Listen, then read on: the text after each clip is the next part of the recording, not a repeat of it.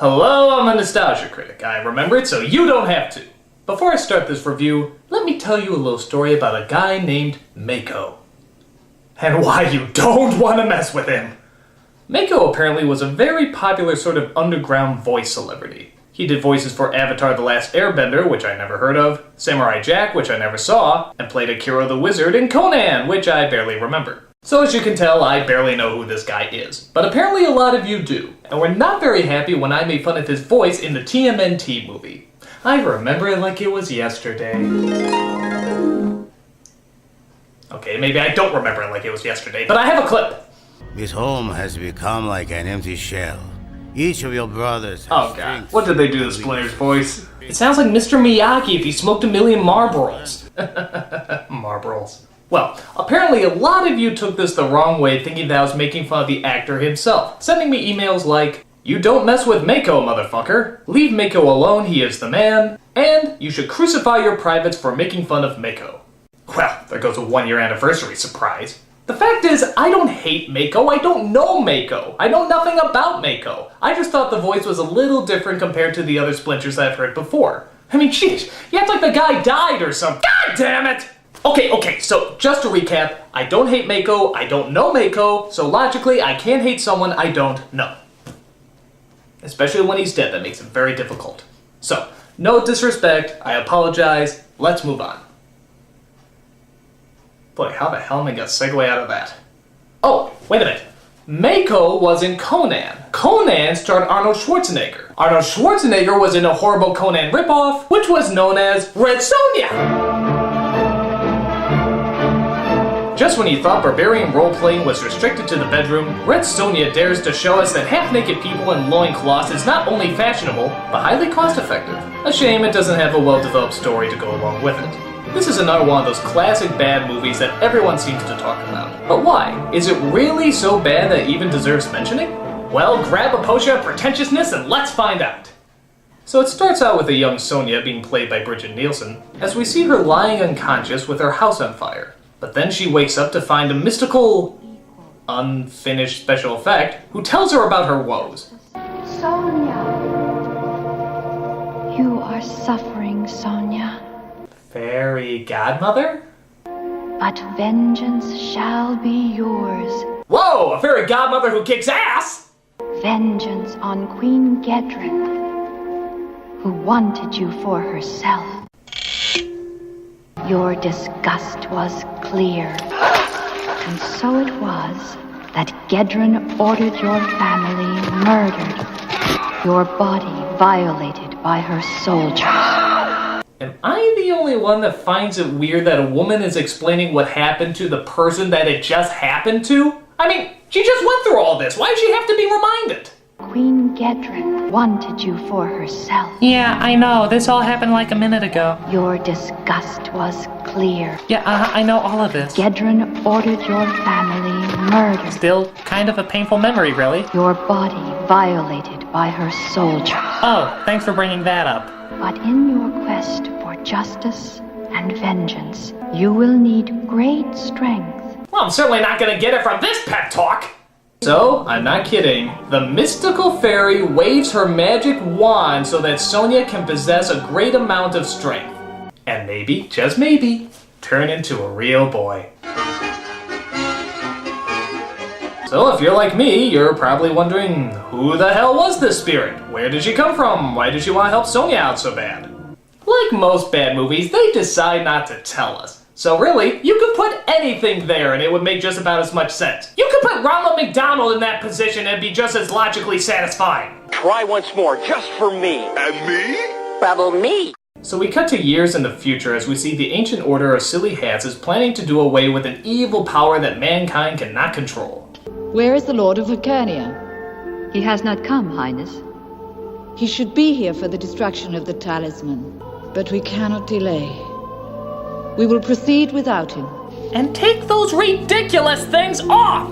So we see the priestesses as they plan to get rid of the evil talisman, which seems to be shaped like a radioactive booger. But Castle Anthrax is under attack as the evil Queen Gedren surrounds the castle with her soldiers.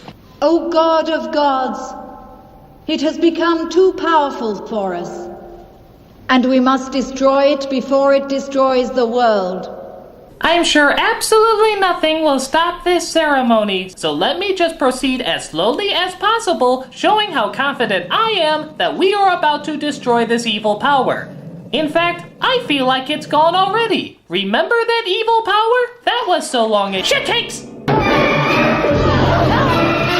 So the soldiers enter the castle, killing off all the priestesses, protecting the glowing sour skill. But Getrin wants to be sure she has the right mystical power of doom, so she tests it out. Touch it.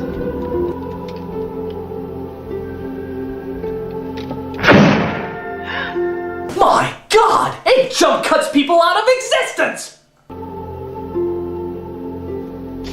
Touch it. No! Touch it. So it is true. Only women may touch it. Take it out. You know, I'm very uncomfortable with these choices of words. Only women may touch it, take it out, she wants her for herself. If I just heard the audio to this, I'd swear I was listening to a medieval porno. By the way, does this guy in the picket fence hat look familiar to you? That's right! It's the Gestapo guy from Raiders of the Lost Ark. And yes, he always has that face. I'm beginning to think he was just born with it. Sliminess like that can't be created. So anyway, one of the women runs away as the soldiers chase her down. But she's suddenly approached by, guess who? Put that cookie down! But unfortunately, the soldiers shoot the woman in the back as Arnold catches her.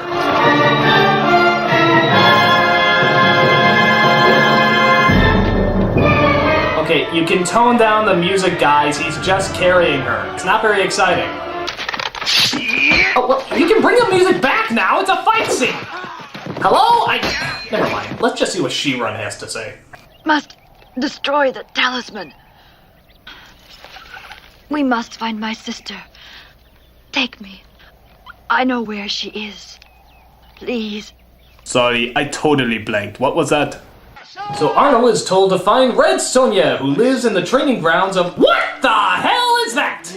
You have nothing more to learn, Red Sonja. I didn't know Ewoks had geishas. I shall be your Gandalf for the evening. You must learn to like men a little better. Come on, how can she take him seriously without snickering? But in life, all is not swordplay. Yeah. Hatred of men in a lovely young woman. Okay. It could be your downfall. Alright, keep going. That would have been music to my ears 30 years ago. Sorry, keep going. Look at his wingspan. He's making Queen Amidala's clothes look subtle. I know. So Master Overkill tells Sonja that she can take one weapon as a gift for being such a good student. And it turns out one sword seems to be calling her name. Literally.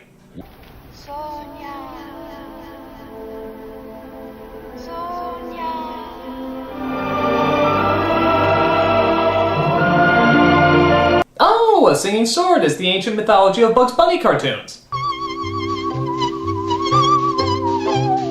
So Arnold approaches the training grounds through the mystical god taking a dump, as he informs Red Sonja that her sister is dying, and that she only has moments to speak to her.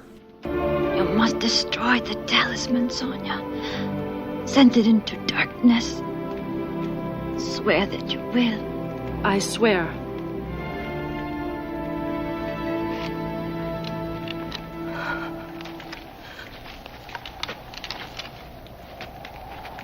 She's dead. Thank you, Captain Obvious. If I get hit by an arrow, you'll be sure to tell me, right? So Sonja decides to set out and destroy the evil talisman, which apparently is very easy to locate. Someone is using the talisman. No, I think Wile E. Coyote's storm machine just backfired again. Arnold tries to come along with Sonja, but she declares that she needs no man to help her out. It's no business of yours, and neither am I. You may be wrong on both counts. I know you're a brave girl, but danger is my trade.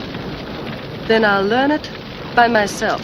Oh God, watching these people try to act is like trying to watch a mute person trying to teach another mute person how to talk. We then come across a young prince, who you may also recognize from another movie. I refuse to surrender. One suit, dudes! That's right, it's the star of Surf Ninjas! Wow, I'm really amazed at how unamazing these cameos are. Quickly, come to me! Too slippery!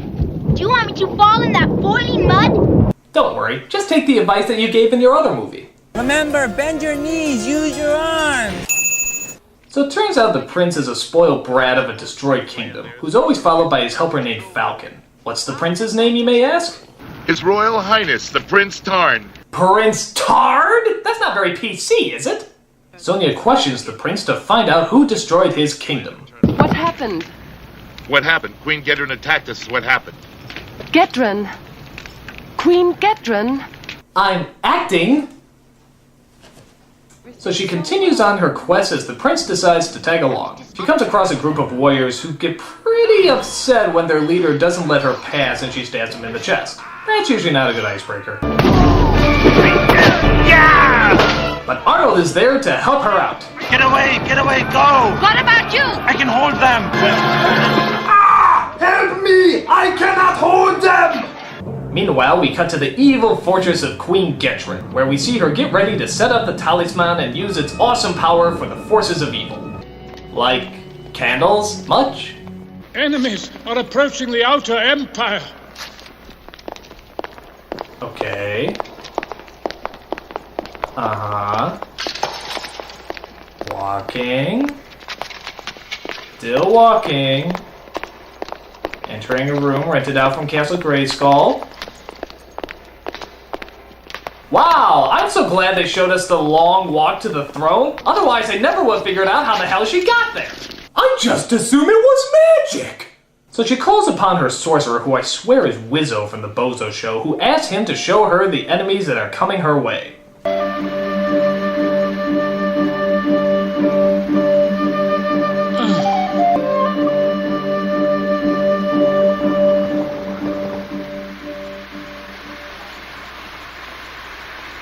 Boy, I've never seen a poorer excuse to have nudity in a film outside of a porno. I mean, what the hell was that? Were they really so desperate for a titty shot that they had to just throw it randomly into the middle of the movie? Are there just no adult theaters in this fantasy world? That girl. Shall I send out a small ambush party? No. We'll wait till they get a little closer. It makes me seem stupider that way. So Sonja finally gets to the boundaries of the evil world. Wow, subtle. It's like home and gardens outside of Mordor. Berkabane, the land of perpetual night. Falcon, proclaim my arrival. Oh, keep quiet. Come on, that Prince of Tards is a better actor than you, and he's only like 5. So they cross the bones of a giant decomposing rhino. Whatever. As Sonja tries to teach the young prince some lesson in manners. I was disarmed by those ruffians the other day. I noticed. So, it needn't be fatal. I am disarmed. Kill me. Come on. Please do! Simple, isn't it? But it's not in the rule book. You see, fencing and fighting are 2 different things. As well as acting and looking pretty. After the prince finally asks nicely, Sonja agrees to teach him in the art of self-defense. You were disarmed because you hold the hilt too tight. Grip gently. See? Gently, I see. Like this? Your Highness learns fast. So they move on to the next level, location, where they discover a monster that's lurking in the water. Oh God, is that fake? Come on, I've seen better effects from the octopus in the Popeye movie. As hope looks bleak against this mechanical sock puppet, we get a visit from an old familiar face. Hello, I'm still in this movie! So Arnold jumps into the water and tries to save the day.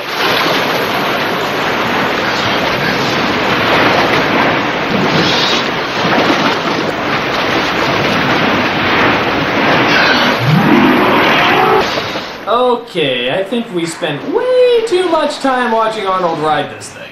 I don't even think he's really fighting it. I think he's just enjoying the ride. I can't kill it, it's a machine! Oh yeah, because they always have robotic mechanical machines in barbaric times. Where'd they get that thing made? The old Radio Shack? Sonja, we have to blind it! It's our only chance! Yes, because as we all know, robots see out of their eyes. What sense does that make?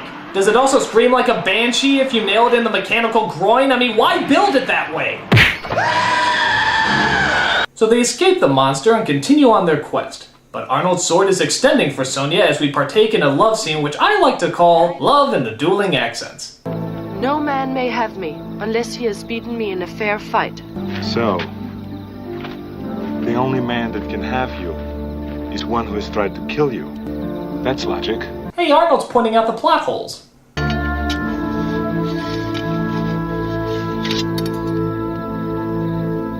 Don't be a fool. I don't want to kill you. Besides, my heart will always belong to Flava Flav. So they fight, I guess, as most couples do, as the little prince observes the commotion. What the hell did I miss?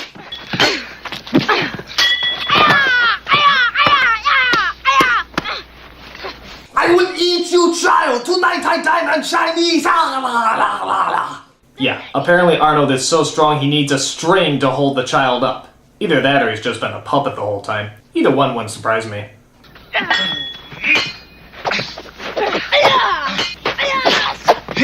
Man, even the kids' choreography is better than those two. They should have made the movie about that pipsqueak. So they both tie her out, lay next to a tree, and... Gedron's army. What? What happened? Did they just give up? Who won? Did they make whoopee afterwards? Are they a couple now? Do they still hate each other? Okay, screw it. So they get to the evil fortress where apparently the evil talisman is held. It's only a model. They quickly have to decide who will stand guard outside in case any of them are spotted. Who'll stand guard this doorway? The post of danger. Falcon? Me? Here? I don't know what's coming out that door. No, I'm going up. I'll take my chances in there. And I have to go in.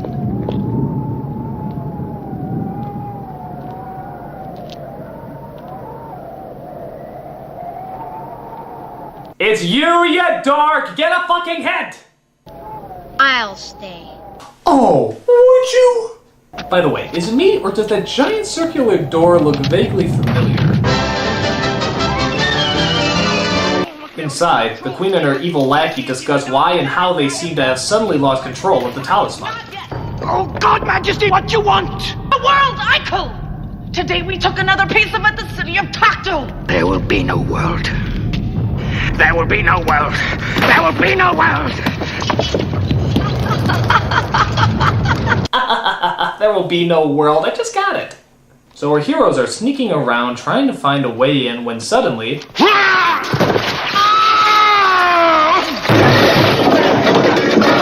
Oh hey! Someone just slid down the trapdoor from the outside and into the dining room. Why did we install that again? So our heroes fight off the soldiers as we see our young prince duke it out with Gestapo slime.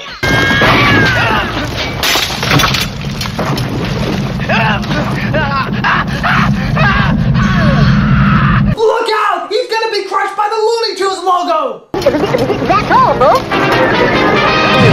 So Sonja finally reaches the queen as... Gedron! Where are you? What the hell was that? Where are you? Where are you? Where are you? Are you over there? Or over there? Where are you? So the prince and Sonja meet up with the queen as Sonja tells the prince to run for cover. Prince! Get Calidor and Falcon! Aha! There's a way behind the throne! Oh, wait, don't do that. Make him come back. I don't want to actually have to chase him. You slaughtered my parents! Like cattle! My brother! My sister! My uncle, my grandpa, my goldfish, my chia pet, my goddamn chia pet! But it turns out the queen has magic on her side. Haha! I slipped the editor an extra 50. Now I can jump cut wherever I want.